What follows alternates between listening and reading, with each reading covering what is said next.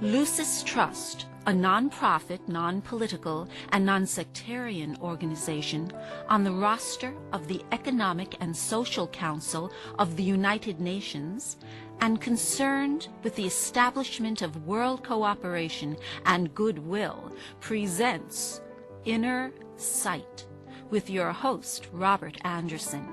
He, with Sarah and Dale McKechnie, President and Vice President of Lucis Trust, will discuss philosophical and spiritual topics essential to everyday life. Now here's your host, Robert Anderson. Hello, ladies and gentlemen. Welcome to Inner Sight. Inner sight is simply seeing that which is always present, but not yet fully recognized. You have, within you, the ability to see yourself and the world around you in a new way, with new eyes. So stay with us, and together we'll look at the world and ourselves with inner sight. Our topic for today is consciousness, but before we get into our topic, I just want to mention to you that we have a gift for you. We'll be sending a gift to you. We'll talk more about that gift as time goes on during this program. I'd also like to say that this show emanates from the works of Alice Bailey. All the dialogue that you'll hear in this show emanates from one of the 24 volumes of books that are written by Alice Bailey, who is the founder of the Lucis Trust organization. And also this thought comes from Alice Bailey. What must be grasped is that all that is ever present.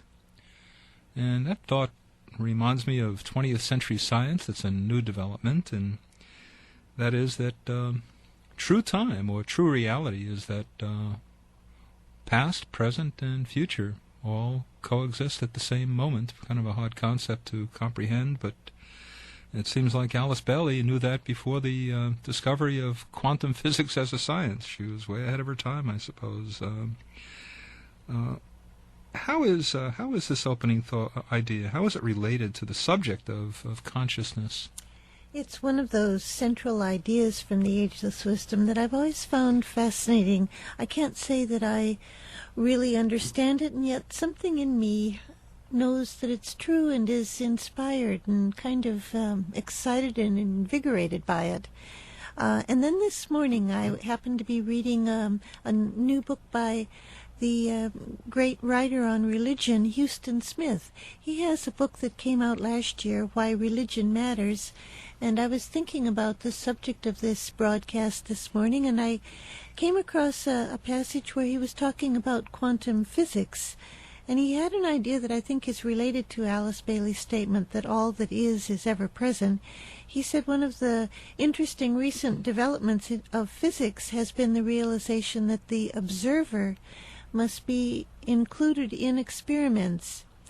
It's not just that we can't know where a particle is until we perform an experiment to locate it, he said.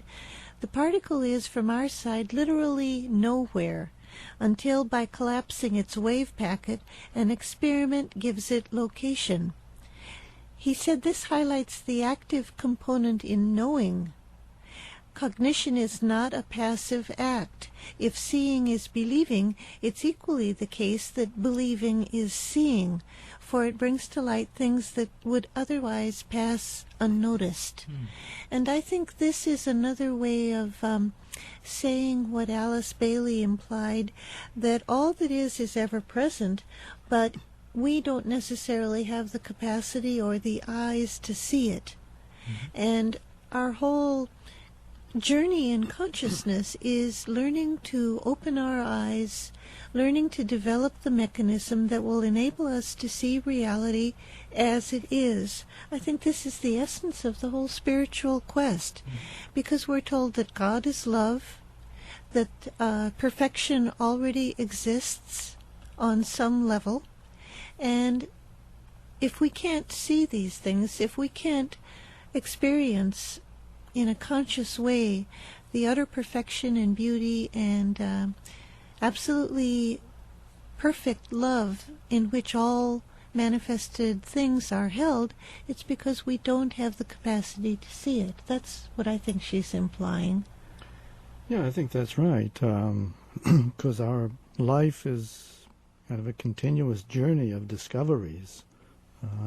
And every day we discover more and more about ourselves and our environment, and even we're now starting to define ourselves in terms of our genes and the DNA, in which was not the case even a decade ago.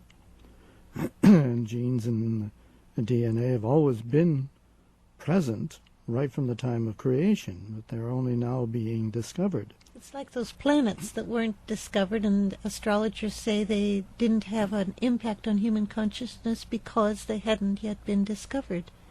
Right. They've always been just present in the universe for billions of years. But they have to be recognized by humanity before their power can affect human consciousness, according to astrology.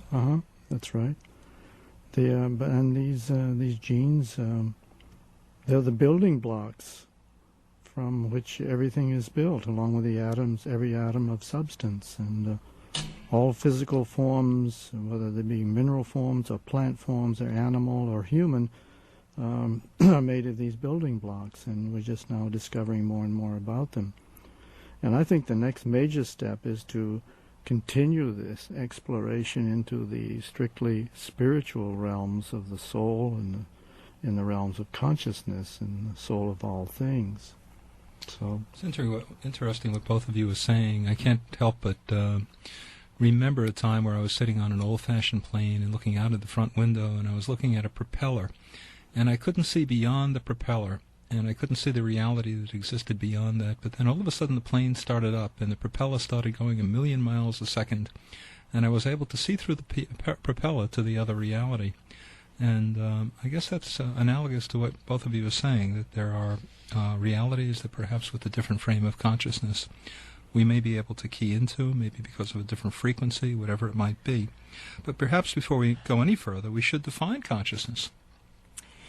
Consciousness is, in the Ageless Wisdom, another synonym for the soul, which we have talked about at considerable length in previous programs. It's the factor that is created or generated when pure spirit, which is the energy of life itself, the breath of God, you could say, and matter are brought together. The bringing together of spirit and matter produces consciousness, according to the Ageless Wisdom.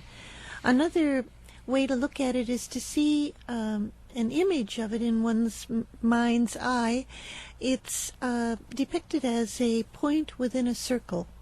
That's a traditional symbol for consciousness, the point within a circle, the point representing the state of awareness of being, the state of being is expressed by the point. The circle represents the placement of that state of awareness within the greater whole. And the whole journey of consciousness is the extending of the periphery of this circle in greater and greater arcs of inclusiveness, extending the border of the circle into wider and wider spheres. And this is why one of the questions that people on the spiritual path have to answer is, what constitutes your environment? Probably a lot of our listeners think the environment is the deserts and forests and so on, but the environment in a social sense is one's sense of relationship with others and with the world. The environment expands as consciousness expands. Yeah, that's one very short definition of consciousness, is simply awareness of one's environment. And it's that awareness grows as we become awake to and more sensitive to everything around us and within ourselves. And so it is it's a difficult thing to put your finger on what this consciousness is, because we live within it, but we shouldn't assume that everybody is fully conscious. I think that's one place to start. Maybe we all think that because we're standing erect and our eyes are open, we're conscious, but not really.